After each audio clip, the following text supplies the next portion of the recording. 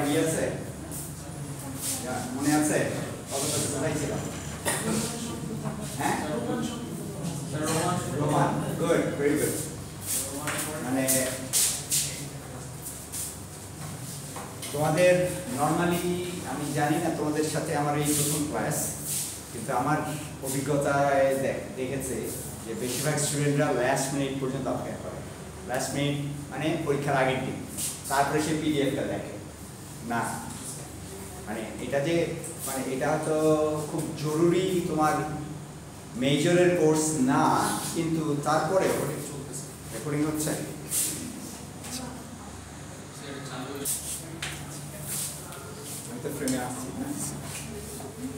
ওকে, আমরা গত ক্লাসে রোমান এম্পায়ার নিয়ে, রোমান এম্পায়ারের যে অর্গানাইজেশনাল ফ্রেমওয়ার্ক সেটা নিয়ে কথা বলেছিলাম। আজকে আমরা কথা বলবো হচ্ছে আচ্ছা, মনে হচ্ছে পুরো স্ক্রিন এভাবে যাবে না, আমি জাস্ট এইভাবে বলছি। ফিউডাল সিস্টেম এবং মেডিভাল গিল্ডস। আচ্ছা, এখানে আমি তোমাদেরকে সোশ্যাল সিস্টেম নিয়ে ওই অর্থে মানে ডিটেলস আলোচনা করতে বলবো না, কিন্তু তোমাদের এটা জানা দরকার। ফিউডালিজম কি, কে জানো? বাংলা যদি বলি সামন্ততন্ত্র, does it ring a bell? না। জমিদার তন্ত্র যদি বলি, বেসিক্যালি এটা হচ্ছে এক ধরনের সমাজ ব্যবস্থা যেখানে তোমার আমরা এগ্রিকালচারাল ইকোনমির কথা বলছি, যেখানে উৎপাদনের যে উপায়গুলো, মানে কি এগ্রিকালচারাল ল্যান্ড, এগুলোর উপর মালিকানা হচ্ছে একজন উপরের অভিজাত শ্রেণীর একজন লোক, হয় জমিদার, নাহলে রাজা, অথবা তারও উপরে। এর কাজ হচ্ছে বেসিক্যালি সে জমি চাষ করবে না, তার আন্ডারে লোকজন থাকবে যারা তার, মনে করো গ্রামের লোক বা তার জমিদারির ভেতরের লোক, যারা তার হয়ে চাষবাস করবে এবং তাকে ফসলের ভাগ দিয়ে যাবে। তার নিজস্ব লোকজন আছে, তার নিজস্ব আইন শৃঙ্খলা রক্ষাকারী বাহিনী আছে, লাঠিয়াল আছে, তার মাধ্যমে সে সমাজটাকে কন্ট্রোল করে। এবং এটাকে যদি তুমি আর একটু স্তরের উপর দিকে যাও, এলাকা ভিত্তিক সামন্ত, ছোট রাজা, তার উপরে বড় রাজা, তার উপরে হচ্ছে সম্রাট।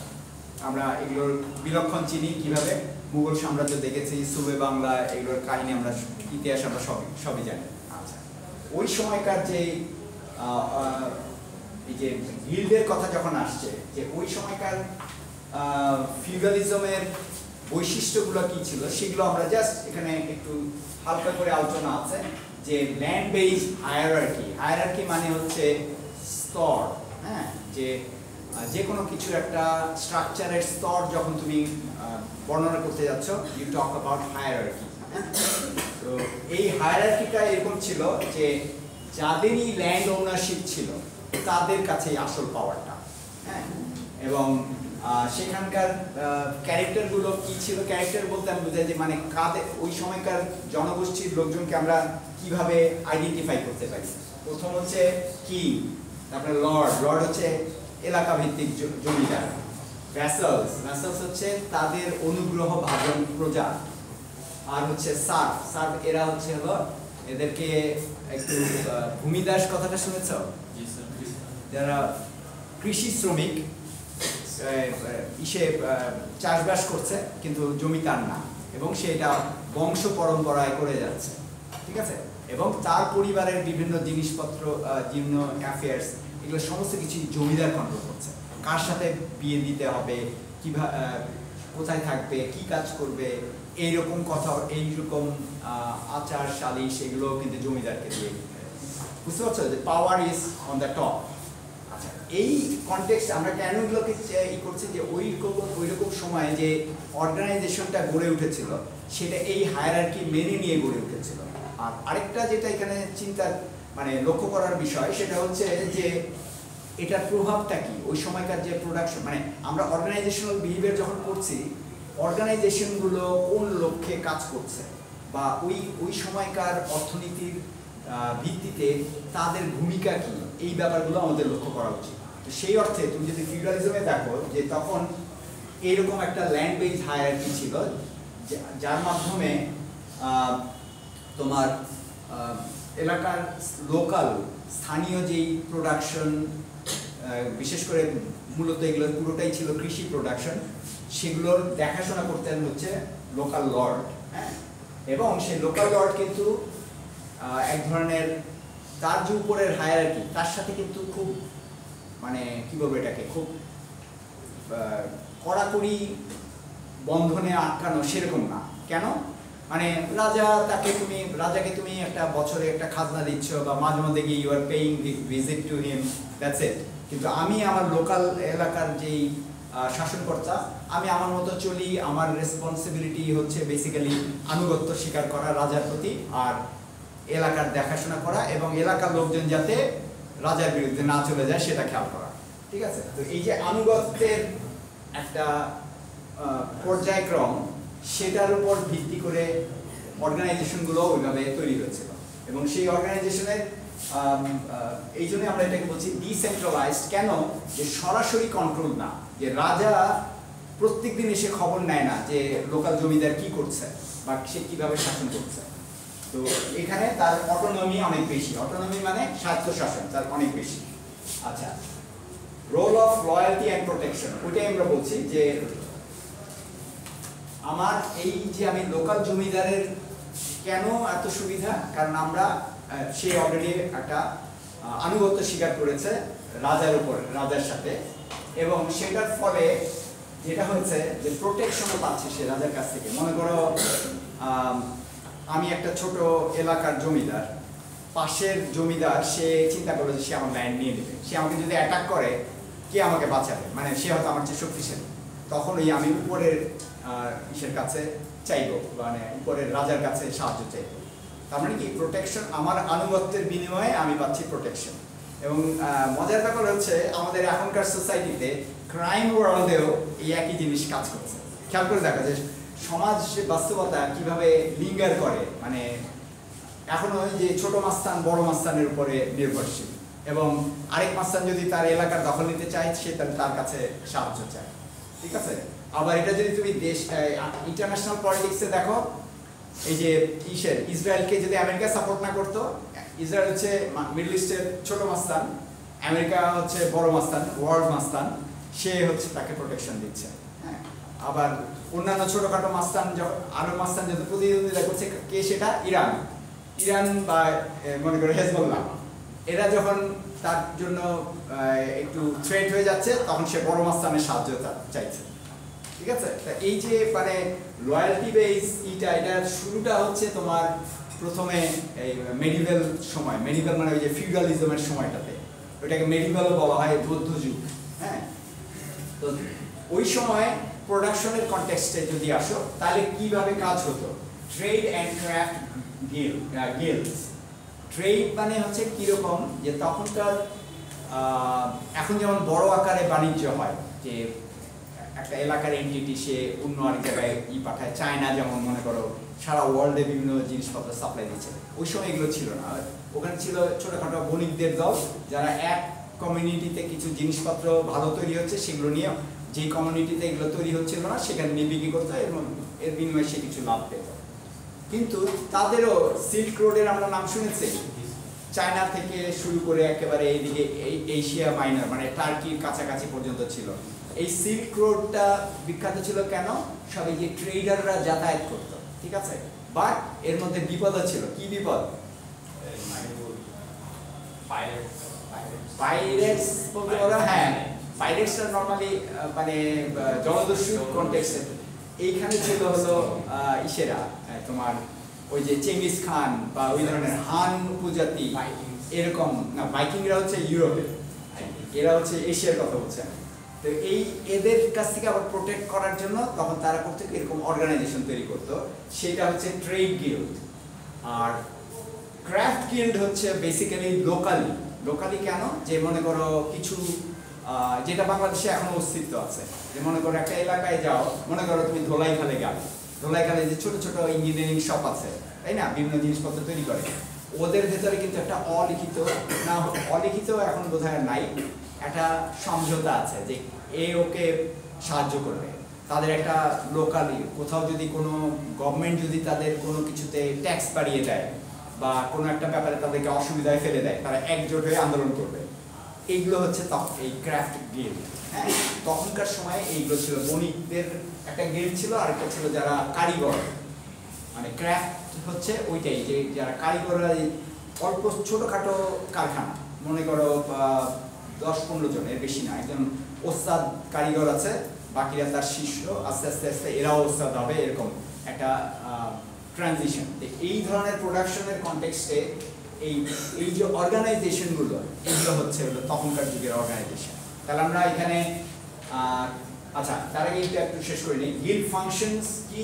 গিল্ড ফাংশন হচ্ছে বেসিক্যালি গিল্ডগুলো কিভাবে কাজ করবে সেটার সেই জিনিসগুলো তৈরি করে দেওয়া। যেমন সেটিং স্ট্যান্ডার্ডস, মানে আমি একটা জিনিস তৈরি করছি, কোন জিনিসটা মনে করো বাংলাদেশে এখন আছে বাবুবাজারের লুঙ্গি, তারপরে বিভিন্ন জায়গার এরকম লোকাল কিছু নাম করা পণ্য থাকে না, তো তাহলে এইগুলো পণ্যগুলো যে কেউ গিয়ে ঢুকে তৈরি করা শুরু করলো, এটা ব্যাপারটা এরকম না। তার মানে কি ওই গিল্ডের মধ্যে তাকে ঢুকতে হয় এবং তাকে ওরা যে স্ট্যান্ডার্ড বলেছে সেই স্ট্যান্ডার্ডটা তাকে মেনটেন করতে হয়, যাতে করে পণ্যের দাম কমে না যায় বা পণ্যের সুনামটা অক্ষত থাকে।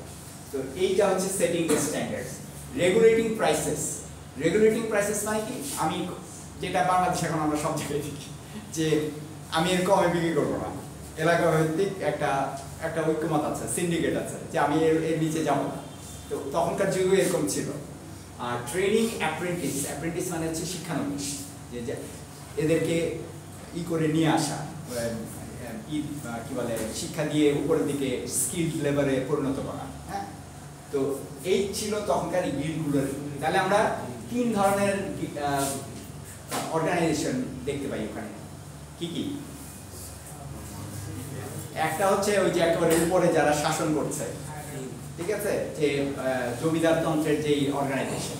হ্যাঁ, জমিদার, তার হায়ারার্কি, তার উপরের বস, ছোট রাজা, তারপরে এটা এক ধরনের অর্গানাইজেশন। ওগুলোর মধ্যে আরো কিছু আছে, যেমন মনে করো ওখানকার তাদের সেনাবাহিনী, তাদের প্রশাসনিক কাজকর্ম, খাজনা আদায় করে। আমরা এগুলো নিয়ে নীলদর্পণ নাটকের নাম তো নিশ্চয়ই শুনেছি, তাই না? যে ইংরেজরা কি করছিল, যে নীল চাষের জন্য এলাকা ভিত্তিক কুঠি মানে হচ্ছে এই যে এগুলো কিন্তু এই মেডিভাল টাইমের থেকে কিছুটা বের হয়ে আসছে, এরকম সময়ের একটা ইকোনমির কথা। এখানে আরেকটা জিনিস আমি এটা বলছি, এটা আমাদের পড়ার বাইরে, কিন্তু যেটা আমাদের রাখা উচিত, যে এই যে গিল্ড ভিত্তিক যে অর্গানাইজেশন, এই অর্গানাইজেশনগুলোর এখানে আছে একটা, এই গিল্ড ভিত্তিক অর্গানাইজেশনগুলো ইউরোপে কি হয়েছে, ইউরোপের ইতিহাস যদি আমরা দেখি, এগুলো থেকে বড় বড় কারখানা তৈরি হয়েছে এবং সেখান থেকে টেকনোলজি আসার কারণে ফার্স্ট ইন্ডাস্ট্রিয়াল রেভলিউশন, যেটা আমরা একটু পরেই করবো, সেই সময় এগুলো বড় বড় আস্তে আস্তে বড় বড় কারখানা তৈরি হয়েছে এবং তখন কিন্তু সোসাইটিতেও চেঞ্জ হয়েছে। সোসাইটির চেঞ্জগুলো আমরা একটু পরে বলছি। তাহলে কি মানে ব্যাপারটা কি দাঁড়াচ্ছে, যে ওই পার্টিকুলার আচ্ছা, যে প্রসঙ্গে বলছিলাম যে কলোনিয়ালিজম, এই যে বিকাশের প্রক্রিয়াটা, এটাকে বন্ধ করে দেয়। বাংলাদেশে এই কারণে কিন্তু বড় কারখানা হতে পারেনি, ইংরেজদের কারণে একদম সম্পূর্ণভাবে তারা এটাকে বন্ধ করে দিয়েছে।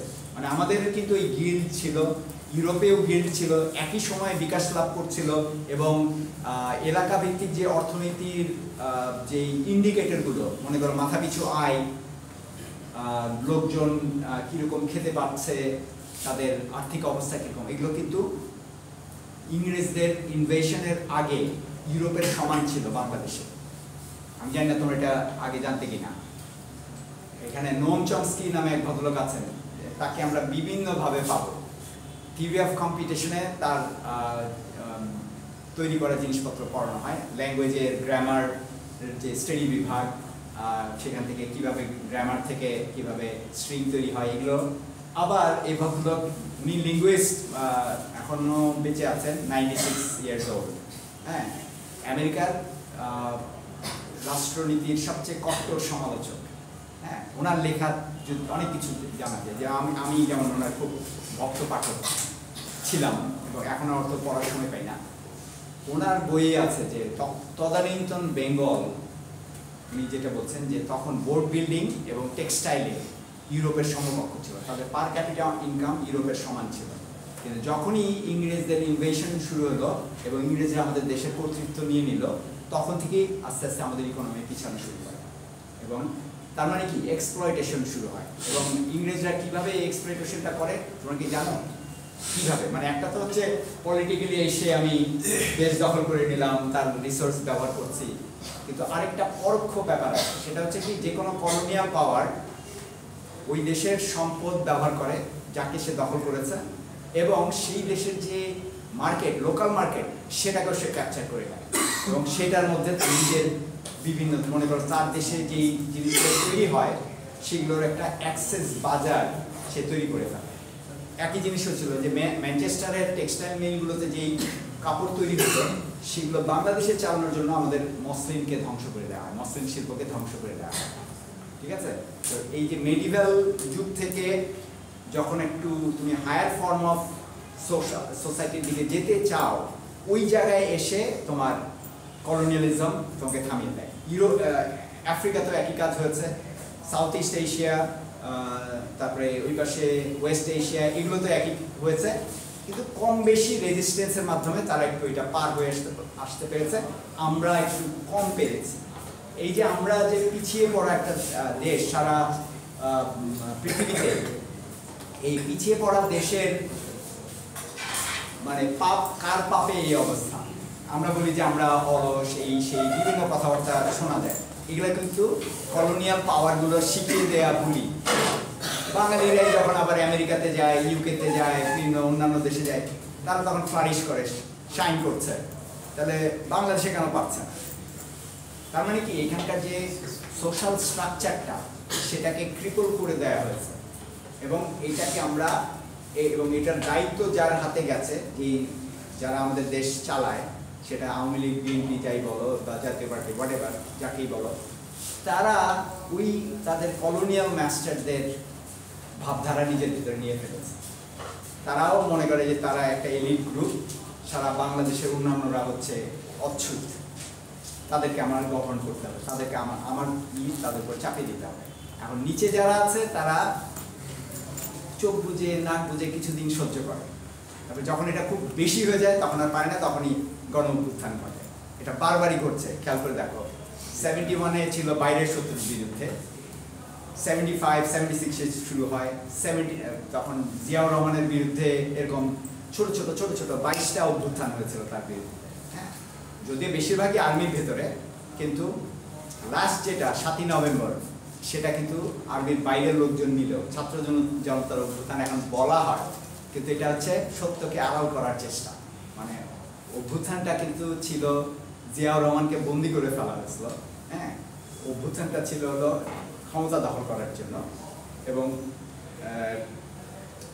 সামরিক বাহিনীর যে নিচের অংশ এদেরকে নিয়ে, মানে তখন কারণ তারা ব্যাটম্যান প্রথার নাম জানো তোমরা?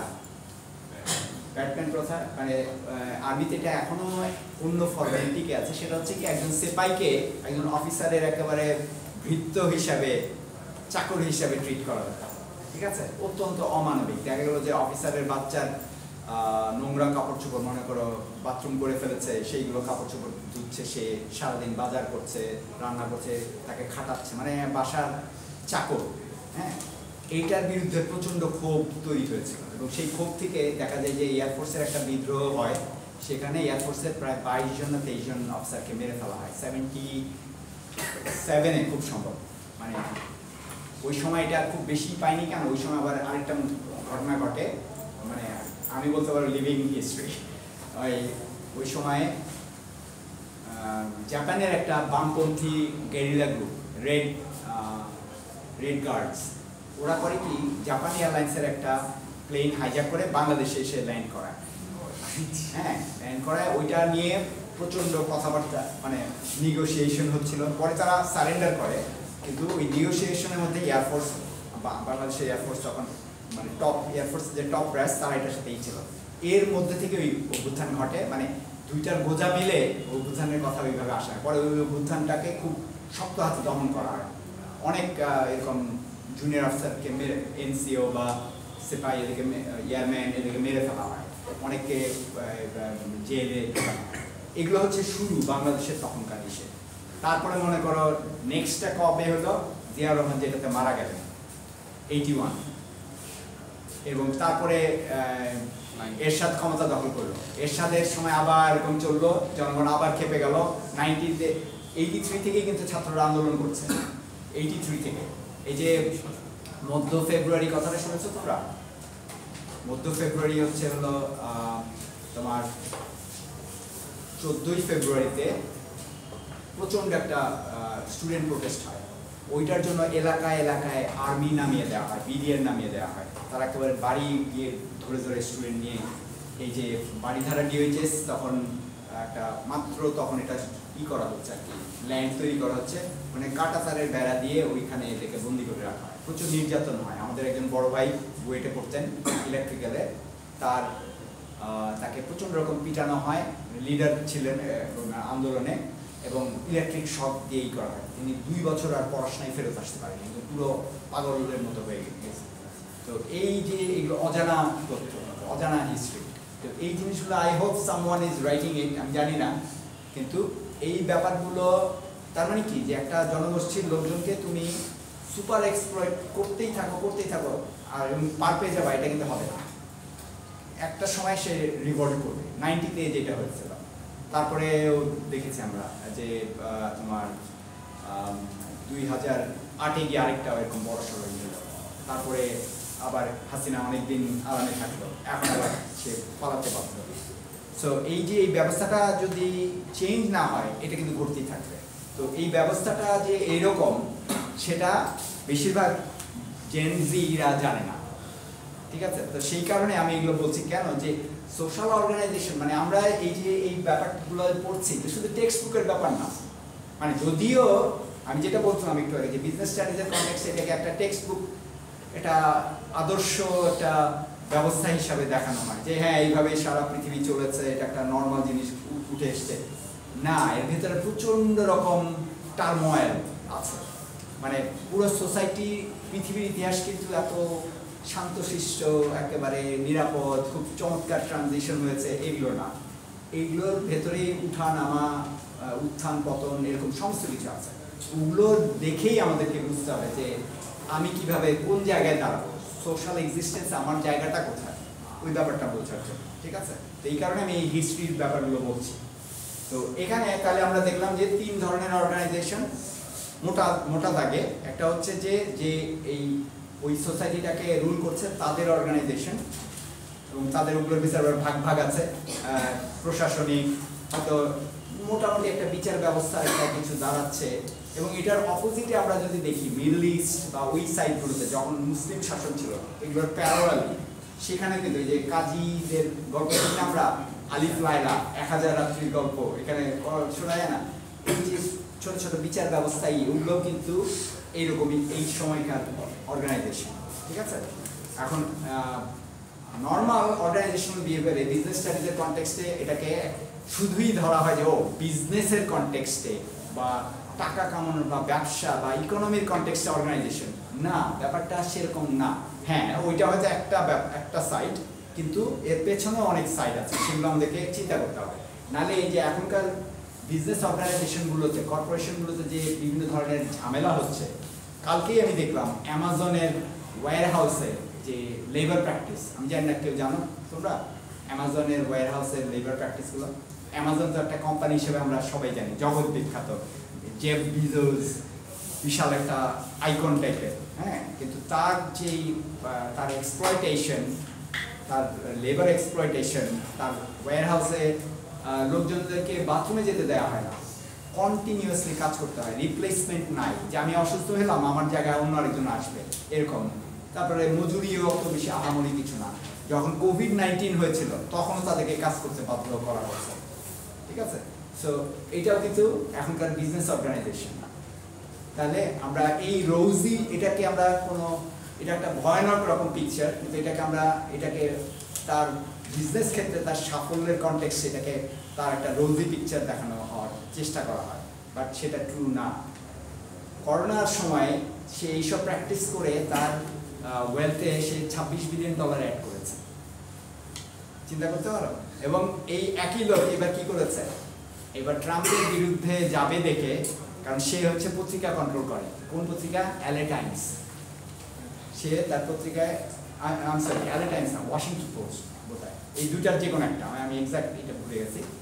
এখানে কমলা হ্যারিসকে সে এন্ডোর্স করতে দেয়নি। এন্ডোর্স করার আমেরিকা বা ওইসব দেশগুলোতে একটা প্রথা আছে, যে কোনো প্রেসিডেন্ট বা প্রধানমন্ত্রী নির্বাচনের আগে একটা পত্রিকা বলে যে আমরা ওনাকে সমর্থন দিচ্ছি। এবার সেটা করতে দেয়নি জেফ লিডার্স, তার আন্ডারে যে পত্রিকা, কোনো কিছু বলে নাই। এরা হচ্ছে এই ধরনের অগণতান্ত্রিক অর্গানাইজেশন তৈরি করে ফেলেছে। এখনকার কর্পোরেশনগুলো কিন্তু তাই। তো সেই কনটেক্সটে সেখানে আমাদের মতো আপামর জনগণের জায়গা কোথায়? মানে আমার এগুলো বলার উদ্দেশ্যই হচ্ছে যে তুমি গুগলে চাকরি পেলে ব্যাস তুমি বেঁচে গেলা, কিন্তু এটা হয়তো 99%-এর মধ্যে 100 জনের মধ্যে একজন, বাকি 99%-এর কি অবস্থা? সে কি ওই যে কালকে যেমন কথা বলছিলাম যে 10-15 হাজার টাকা বেতনের চাকরি পাবা নাকি 35,000 টাকা বেতনের চাকরি পাবা? বেশিরভাগই দেখা যায় যে 35,000 টাকা বেতনের চাকরি একজন বা দুইজন, বেশিরভাগের জন্য আমাদের অপেক্ষা করছে 15-20 হাজার। আচ্ছা, এখানে আরেকটা ভুল ধারণা দেওয়া হয়, সেটা কি? তুমি 15,000 টাকা বেতনের যোগ্য, তোমার সিজিপিএ ভালো না, তুমি ভালো ইউনিভার্সিটিতে পড়ো নাই, এই জন্য তুমি তোমার নাই, দক্ষতা নাই, তুমি 15-20 হাজার টাকা তোমার জন্য এনাফ। এটা কি আসলে সত্যি? না। এখানে হচ্ছে যে বাজারটাকে সরকার এভাবে নিয়ন্ত্রণ করছে না, এমপ্লয়াররা যেভাবে বেতন দিতে পারে সেভাবে পার পেয়ে যাচ্ছে। ঠিক আছে? সো তার মানে কি, এগুলো সম্বন্ধে যদি আমরা না জানি, তুমি কিভাবে দর কষাকষি করবা? এই যে গিল্ডদের, ওইটাই তো লক্ষ্য ছিল যে তারা বড় বড় ব্যবসায়ীদের সাথে, রাজার সাথে দর কষাকষি করতো। যে আমরা এখানে আরেকটা মজার ঘটনা বলি, সেটা হচ্ছে তোমার, আমরা চার্লস ব্যাবেজের নাম জানি। চার্লস ব্যাবেজকে বলা হয় কম্পিউটারের আদি পিতা, কিন্তু উনি যে কম্পিউটার দেখেছিলেন সেটা তৈরি হয়নি। এটা তো জানো নিশ্চয়ই। কেন হয়নি সেটা জানো? অনেকেই বলে যে ওই সময়কার টেকনোলজি অত উন্নত ছিল না, ব্যাপারটা ঠিক না। উনি যে কম্পিউটার তৈরি করতে চেয়েছিলেন সেই কম্পিউটারটা কি ছিল? Mechanical computer. জানি না এটা জানো কিনা তোমরা, যে বিভিন্ন লিভার, পুলি এগুলো ব্যবহার করে একদম উনি পুরো ডিজাইন করে ফেলেছিলেন। But he was not an engineer. তো তার কি করতে হয়েছে? তখনকার লন্ডন শহরের যে সবচেয়ে ভালো কারিগর, যে তার নাম ছিল জোসেফ ক্লেমন্ট, তার কাছে তাকে যেতে হয়েছে। তো সে জোসেফ ক্লেমন্ট বললো, ভালো কথা, আপনাকে আমরা এটা তৈরি করে দিব, কিন্তু এই যে প্রথম একটা এরকম যন্ত্র তৈরি হচ্ছে, এই যন্ত্রের নির্মাতাদের মধ্যে আপনার সাথে আমার নামও থাকতে হবে। এইটাতে চার্লস ব্যাবেজ অত্যন্ত, উনি যে এলিট শ্রেণীর লোক ছিলেন, অভিজাত শ্রেণী তখনকার ইংল্যান্ডের, এই ফিউডালিজমের কিন্তু শেষ পর্যায়ে তখন, মানে ফিউডালিজম তখন আস্তে আস্তে ভেঙে পড়ছে, কিন্তু তখন তো ওই অভিজাত শ্রেণীটা ছিল। মানে ব্যাপারটা অনেকটা এরকম, বাংলাদেশের স্বাধীনতা যুদ্ধের আগে বিভিন্ন মুসলিম দলগুলোর নেতৃত্বে কারা ছিলেন খেয়াল করে দেখো, এগুলো সবাই তখনকার জমিদার এসব, এইরকমই একটা আবহাওয়া ওই সময়। ওই জায়গায় তখন চার্লস ব্যাবেজের তো মহা এটা হাতে ঘা লাগলো, যে আমি এত কিছু ডিজাইন করলাম, আর এবারটা কারিগর এসে আমার সাথে একই সাথে নাম নিতে চাচ্ছে। বলেন না, এটা তো আমি তো তোমাকে টাকাই দিচ্ছি, তুমি কেন? সে বলছে, না, আমার নাম না করলে এটা হবে না, এবং হয়নি। এই সময় মানে তাদের তার সাথে আরো কারা ছিলেন, ওই সময়কার যে সার্কেলটা ছিল, মানে বুদ্ধিভিত্তিক সার্কেল, সেটার মধ্যে ছিলেন হলো অ্যান্ড্রু উর, জেরেমি বেন্থাম। এরা তখনকার সময় নাম হয়তো শুনবে যে ফিলোসফার হিসাবে। এরা এই কারণে কারিগরদের উপর খেপে যায়, যে তখন ওই অ্যান্ড্রু উর পলিটিক্যাল ইকোনমিক্স একটা বই লেখেন, বইটার নাম হচ্ছে on the manufacture of machineries. এই বইয়ে উনি লেখেন যে কারিগরের অবাধ্য হাতকে কন্ট্রোল করতে হবে আমাদেরকে, সে মানে যা ইচ্ছা তাই চাইবে, এরকম। মানে তখন থেকেই টেকনোলজির মাধ্যমে কিভাবে কারিগরকে নিয়ন্ত্রণ করা যায় বা শ্রমিককে নিয়ন্ত্রণ করা যায়, সেটার একটা চেষ্টা শুরু হয়ে যায় তখন থেকেই। ঠিক আছে? তাহলে এই যে অর্গানাইজেশনগুলো আমরা দেখছি, সেই অর্গানাইজেশনগুলোকে আর এখন অত ধোয়া তুলসী পাতা মনে হচ্ছে না, তাই না? মানে একটা যে সোশ্যাল রিয়ালিটির কনটেক্সটে যদি আমরা এগুলো দেখি এবং ইতিহাসের কনটেক্সটে যদি আমরা দেখি, তাহলে কিন্তু আমরা বুঝতে পারবো যে আমাদের এখনকার সময়ের যে কর্পোরেশনগুলো, এরা কেন এইভাবে কাজ করছে, কেন তারা আউটসোর্সিং করছে। কয়েকদিন আগে তোমার গুগলের 2 জন এমপ্লয়িকে বরখাস্ত করা হয়েছে, জানো এটা সবাই? প্যালেস্টাইনের সাথে সলিডারিটি দেখানোর জন্য। এটা তো হওয়ার কথা না, তারা সভ্য দেশের লোকজন, যে যার মত প্রকাশের স্বাধীনতা থাকতেই পারে। তারা বলে না এটা যে আমাদের সবচেয়ে বড় হলো যে আমরা গণতান্ত্রিক, কিন্তু কর্পোরেশন, এবং এটা নিয়ে রাষ্ট্রীয় পর্যায়ে কোনো হস্তক্ষেপ নাই।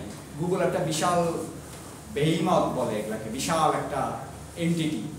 তার সে কি করলো, তার লেবার প্র্যাকটিস কি, এই ব্যাপারগুলো নিয়ে তেমন বেশি কথাবার্তা নেই। তার মানে কি, অর্গানাইজেশনাল বিহেভিয়ার নিয়ে যখন আমরা কথা বলবো, এটা এত চমৎকার রোজি জায়গা না, এখানে অনেক ব্যাপার আছে। বাংলাদেশের কনটেক্সটে তোমরা যদি বাংলাদেশের সফটওয়্যার ফার্মগুলোতে যাও, বেশিরভাগ সফটওয়্যার ফার্মে দেখবে যে এক ধরনের এক্সপ্লয়টেটিভ একটা অ্যাটমসফিয়ার আছে। আমি যেটা গতকাল বললাম যে আমার স্টুডেন্ট এরা সারা রাত ধরে কোডিং করছে, অথচ বেতন পায় হয়তো 20,000 টাকা এরকম। হ্যাঁ, ওকে ফ্রি ফুড দিচ্ছে, তখন ও আচ্ছা সামনে একটা বড় প্রজেক্ট সাবমিট করতে হবে, আচ্ছা ঠিক আছে তোমরা কাজ করো, আমরা আছি তোমার সাথে। বিভিন্ন পিৎজা অর্ডার করলো বা ড্রিঙ্কস কি বলে মজো এগুলো সব নিয়ে এসে ঢালাওভাবে দিয়ে দেবে যে খাও খাও এবং কাজ করো, ঠিক আছে। সো এই ব্যাপারগুলোকে আমরা অর্গানাইজেশনের কনটেক্সটে দেখি। আচ্ছা, এরপরে যে মেজর শিফটটা হয়, এখন জাস্ট আমি ফার্স্ট ইন্ডাস্ট্রিয়াল রেভলিউশন নিয়ে কথাগুলো আজকে শেষ করে দিব। হ্যাঁ, আমি তো ওদেরকে দেখো গল্প এগুলো কি অ্যানেকডোট ব্যবহার করি। অ্যানেকডোট হচ্ছে পার্সোনাল অভিজ্ঞতা থেকে, আবার ইতিহাস যেগুলো যা কিছু আমি পড়েছি সেগুলো ব্যবহার করি এই বাস্তবতাটা বোঝানোর জন্য, যে আসলে ব্যাপারটা এত সোজা সাপটা সুন্দর করে গোছানো এরকম না। দ্য ফার্স্ট ইন্ডাস্ট্রিয়াল রেভলিউশন এই ব্যাপারটা কিভাবে হয়েছে, এটা হচ্ছে যে যখন টেকনোলজি উন্নত হলো তখন দেখা গেল যে টেকনোলজি অনেক সময় যে একেবারে নিচের দিকের লেবারদের কাজগুলোকে আস্তে আস্তে নেয়ার মানে ওগুলোর মাধ্যমে, এটা কিন্তু এখনো হচ্ছে। এআই এখন আমি জানি না তোমরা জানো কিনা, আমেরিকাতে প্যারালিগাল বলে একটা গ্রুপ আছে। প্যারালিগাল এদের কাজ হচ্ছে, এরা আমাদের যেমন পাস কোর্স থাকে না 2 বছরের ডিগ্রি, ওরা ওখানে এটাকে বলে অ্যাসোসিয়েট ডিগ্রি, 66 ক্রেডিট করতে হয়। তো যারা ওই যে লয়ারের ল ফার্মে কাজ করে একটা গ্রুপ প্যারালিগাল, তাদের কাজ হচ্ছে যে লয়ার যে মামলাগুলো নিচ্ছে সেই মামলাগুলোর কাগজপত্র জোগাড় করা, এগুলোর জন্য কি কি জিনিস দরকার হবে এগুলো পড়ে এগুলোর রেফারেন্স তৈরি করা, আগের কোনো মামলা থাকলে সেই মামলার সাথে এটার মিলগুলো কি করা, প্রয়োজনীয় ডকুমেন্টস কালেক্ট করা, এগুলো হচ্ছে প্যারালিগালদের কাজ। এখন এআই আসাতে প্যারালিগালরা বেকার হওয়া শুরু করেছে, কারণ বেশিরভাগ ল ফার্মে এই কাজগুলো এআই খুব চমৎকারভাবে, মানে all you have to do যে ফিজিক্যাল ডকুমেন্টস থেকে খালি ওটাকে সফট কপিতে নিয়ে যাও, নিয়ে দিয়ে দাও বাস। এখন তো আমরা চ্যাট জিপিটি দিয়েই রিভিউ করতে পারি, যে কোনো আর্টিকেল কি তুমি দিয়ে দিলা বাস, চ্যাট জিপিটি ওইটা হাইলাইট করে মেইন পয়েন্টস আমাকে বের করে দিচ্ছে। বুঝতে পারছো? তো তার মানে কি, সেই আবার ঘুরে ফিরে ওই আগের জায়গায় আমরা ফেরত যাচ্ছি, যে যন্ত্র মানুষের যেগুলো লো স্কিল যেসব ওয়ার্কার আছে তাদের কাজ আস্তে আস্তে খেয়ে ফেলছে। এবং তখনও এই জিনিসটাই শুরু হয়েছিল।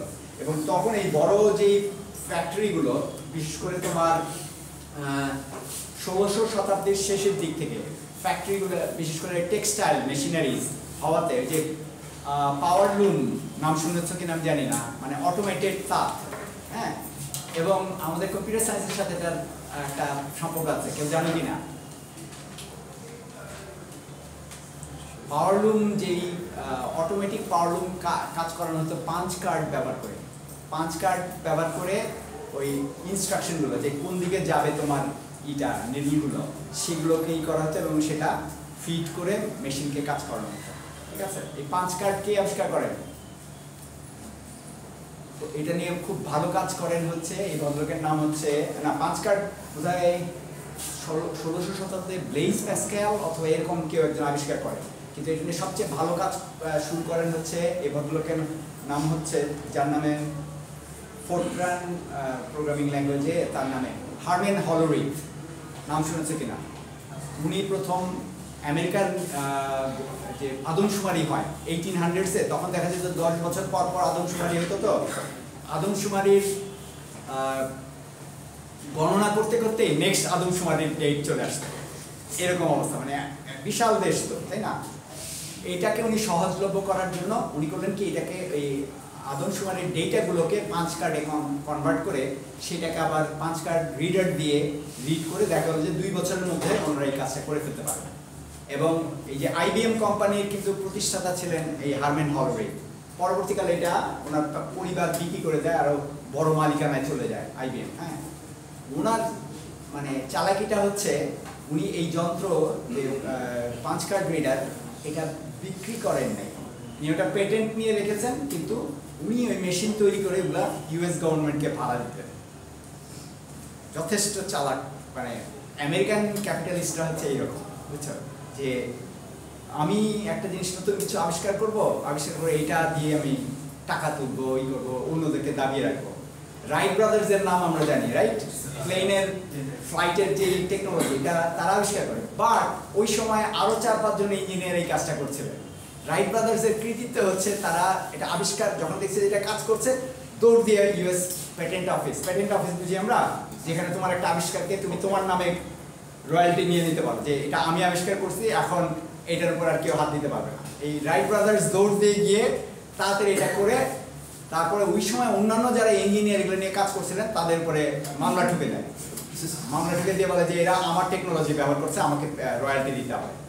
তখন ওরা বাধ্য হয়ে ওই কাজ করা বাদ দিয়ে দেয়, তাকে কিছু জরিমানা দেয়, বাদ দিয়ে দেয়, এরকম।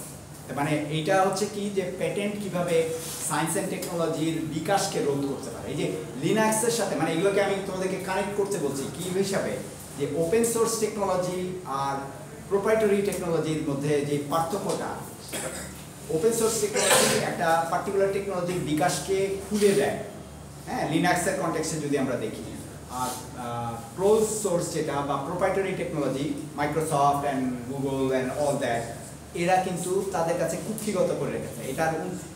এবং মজার ব্যাপার হলো, এই জন্য খেয়াল করবা যে লিনাক্সের অপারেটিং সিস্টেমসের চেয়ে এইসব অপারেটিং সিস্টেমসগুলো বেশি ভালনারেবল, কারণ এদের প্রায় প্যাচ দিতে হয়। প্যাচ বুঝি তোমরা না, যে কোনো একটা পার্টিকুলার বাগ তৈরি হচ্ছে, ওইটার আবার করার জন্য কাজ করতে হয়। কিন্তু লিনাক্সের এগুলোতে কিন্তু দেখবা না যে খুব বেশি বিপদে পড়ে লোকজন, ঠিক আছে? সো এই যে এই সোশ্যাল রিয়ালিটিগুলো, এগুলো কিন্তু তৈরি করা অর্গানাইজেশনের টাইপ, যে বিভিন্ন সময়ে আমাদের টেকনোলজির ইতিহাসে এগুলো কিন্তু তৈরি করা, এগুলো কিন্তু স্বাভাবিকভাবে স্বতঃস্ফূর্তভাবে হয়নি। এগুলো যারা ওইটা তৈরি করেছে, তারা এটাকে কন্ট্রোল করছে, এবং এখন পর্যন্ত, ঠিক আছে? তো ঠিক আছে, আজকে আমরা আগামী ক্লাসে আবার একটু নিয়ে আলাপ করবো।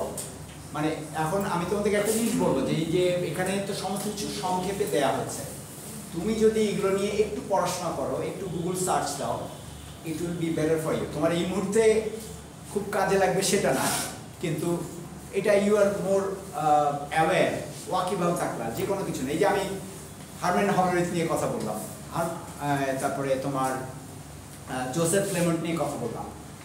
টেকনোলজি ওয়ার্ল্ডে খুব কম লোকই এটা জানে, আমি নিজে গর্ব করছি না, কারণ এগুলো হয়েছে কারণ আমি এগুলো নিয়ে মাথা ঘামিয়েছি, যে আচ্ছা দেখি না টেকনোলজির ইতিহাস কি, ঠিক আছে? সো এগুলো মানে জানাতে যেটা হয়, ইউ বিকাম, তোমার আইডিয়া আরও ব্রড হয়, হ্যাঁ, তুমি তোমার দৃষ্টি প্রসারিত হয়।